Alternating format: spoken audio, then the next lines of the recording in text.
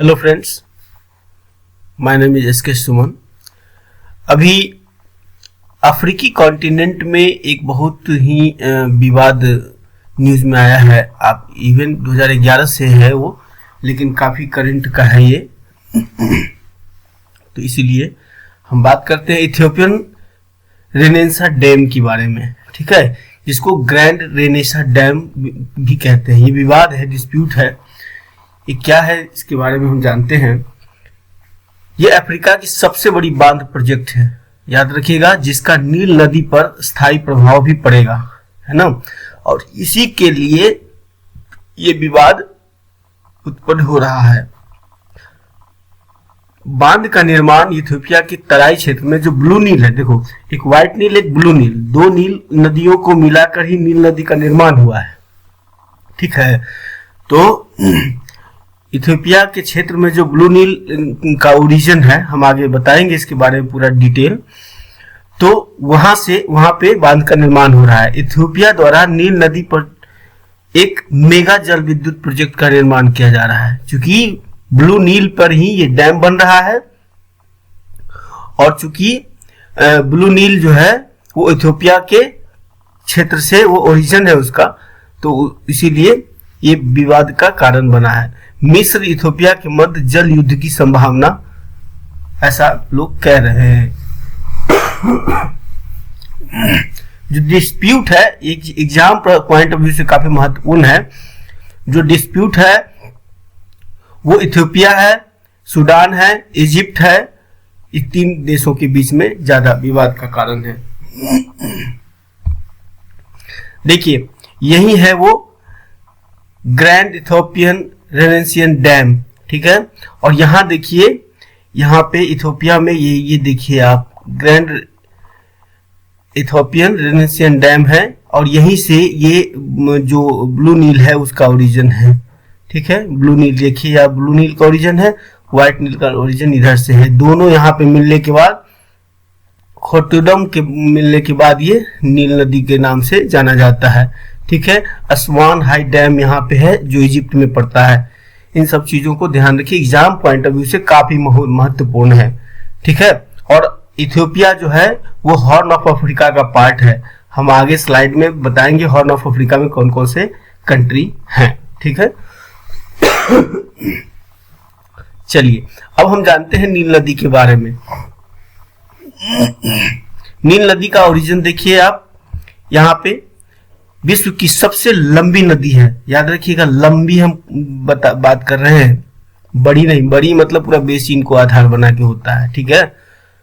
भूमध्य जो मेडिटेरियन रेखा है उससे दक्षिण से ये निकलकर और उत्तर पूर्व अफ्रीका से होकर मेडिटेरियन सी में जाके ये मिल जाती है। इसकी लंबाई देखो, एग्जाम में पूछता है, ध्यान रखिएगा, लंबाई 4132 मील है, यानी कि 6650 किलोमीटर है इसकी लंबाई।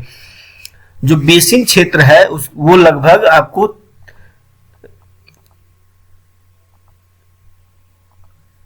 33,49,000 वर्ग किलोमीटर में फैला हुआ है, ठीक है। ये नदी किन किन देशों से गुजरती है, ये एग्जाम पॉइंट ऑफ व्यू से काफी महत्वपूर्ण है, ध्यान रखिएगा। तंजानिया, बुरुंडी, रवांडा, कांगो लोकतांत्रिक गणराज्य, Kenya, Uganda, south Sudan, Ethiopia, Sudan और मिस्र से होके गुजरती है ये नदी, ठीक। अच्छा, इसके जो दो नदी से मिलके बना है, जैसा कि अभी हम चर्चा की आपसे, एक ब्लू नील एक व्हाइट नील, ठीक है। तो ब्लू नील जो है उसका जो व्हाइट नील का जो उद्गम है वो अफ्रीकन ग्रेट लेक से हुआ है, ठीक है। अफ्रीकन ग्रेट लेक से हुआ है, जो रिफ्ट, जो आपको अफ्रीका का महान झील जिसको कहा जाता है, वहां से व्हाइट नील का ओरिजिन है। और ब्लू नील का जो ओरिजिन है वो इथियोपिया की लेक टाना से है। याद रखिए, यदि देखिए यहाँ पे जो है ये लेक टाना है, इथियोपिया में पड़ता है। याद, एग्जाम में पूछ सकता है कि लेक टाना झील कहाँ है, तो इथियोपिया में है। एक महत्वपूर्ण क्वेश्चन है। चलिए, अब नील नदी के बारे में हम जान गए। इसके बाद आगे चलते हैं, विवाद का कारण क्या है। जो व्हाइट नील नदी है मुख्यतः युगांडा, साउथ सुडान, सूडान और मिस्र से होकर बहती है, जबकि ब्लू नील का प्रवाह बेसिन पूर्वी अफ्रीका के देश जैसे इथियोपिया और सूडान में है। इथियोपिया द्वारा 2011 में ब्लू नील पर बांध का निर्माण शुरू किया, जिस पर मिस्र द्वारा आपत्ति जताई गई, क्योंकि मिस्र की जो आबादी है वो उस ब्लू नील पर नील नदी पर डिपेंड है पानी पीने के लिए, इवन कृषि के लिए, सब के लिए। तो जो मिस्र का, जो इजिप्ट का जो कंसर्न है वो यही है कि अगर यहाँ पे डैम बना दिया जाएगा तो पानी का बहाव कम हो जाएगा, और पानी का जो बहाव कम होगा तो फिर वहां के जीवन को प्रभावित कर सकता है, अर्थात मिस्र के जीवन को प्रभावित कर सकता है, क्योंकि उसकी पूरी पानी का फ्लो कम हो जाएगा। इथियोपिया ने जब नील नदी पर बनाया जा रहा जो डैम है ना, वो अफ्रीका का सबसे बड़ा डैम होगा, याद रखिएगा। सूडान भी इस योजना पर अपनी आपत्ति दर्ज कराई है। जल स्रोत में कमी को लेकर नील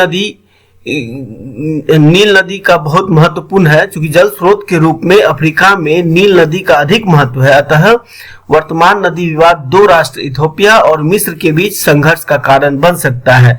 इसी के संबंध में अमेरिका ने इस नदी विवाद में मध्यस्थता करने के लिए कदम बढ़ाया है। यानी कि ये जो समस्या है उसको सॉल्व करने के लिए अमेरिका ने कहा, क्योंकि अमेरिका की आदत है, जानते ही है, पावर है, सब कुछ है, डॉलर है, इकोनॉमिक चलती है, तो वो हर जगह जो है अपना टांग अड़ाता रहता है ना। इथियोपिया के लिए वो बांध जो बना रहा है, ग्रैंड रेनेसा बांध, वो इथियोपिया के लिए क्यों महत्वपूर्ण है? क्योंकि 6000 मेगावाट विद्युत उत्पादन की जा सकेगी इससे, जो कि इथियोपिया की 65% आबादी वर्तमान में विद्युत की कमी का सामना कर रहा है। अगर इलेक्ट्रिसिटी होगा तो मैन्युफैक्चरिंग सेक्टर को बढ़ावा मिलेगा, और जब मैन्युफैक्चरिंग सेक्टर को बढ़ावा मिलेगा तो वहां की इकोनॉमिक बूस्ट होगी, है ना, और आस पड़ोस के देशों को वो विद्युत सप्लाई करके, इलेक्ट्रिसिटी सप्लाई करके अपने रेवेन्यू में वृद्धि कर सकता है ना। और रेवेन्यू जानते ही हैं, जब तक रेवेन्यू नहीं आएगा आप देश को स्ट्रॉन्ग कर ही नहीं सकते हैं। क्लियर? इलेक्ट्रिसिटी के बिना मैन्युफैक्चरिंग सेक्टर को नहीं बढ़ा सकते हैं, तो उसके पास नेचुरल रिसोर्सेज ऑलरेडी है।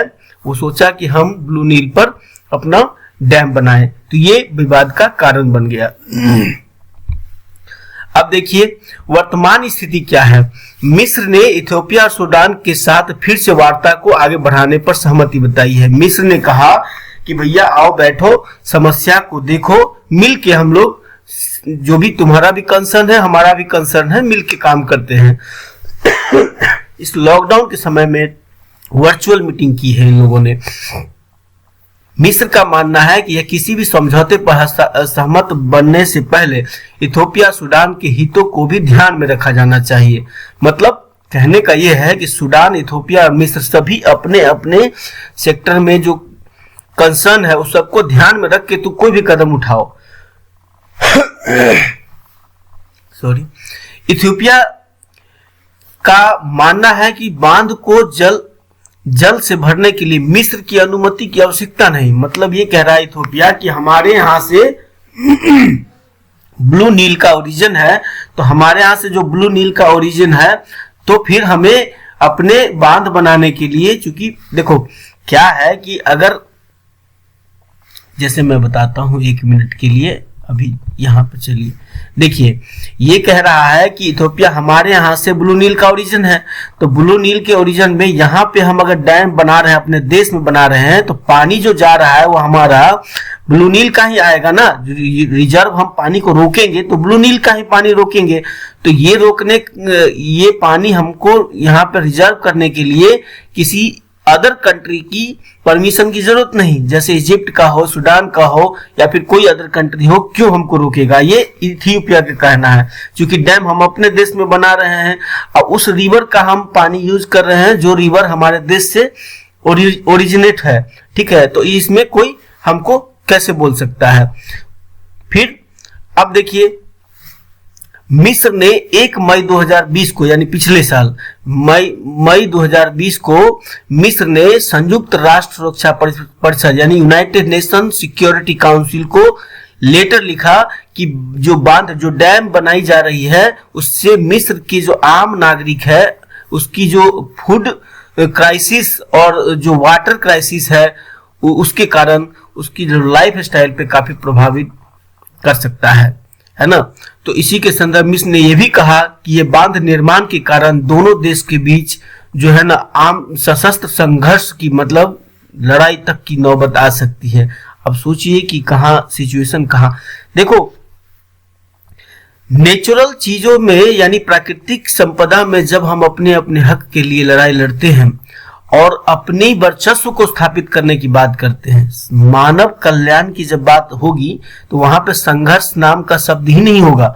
जब अपनी वर्चस्व को स्थापित करने का बात होगा तो वहां पे संघर्ष की सिचुएशन क्रिएट होगी, जो कि खूनी संघर्ष के रूप में बदल सकता है आज के इस आधुनिकतावादी मानव जीवन में। तो हमें इस चीज सब का ध्यान रखना चाहिए। अब देखते हैं आगे क्या होता है।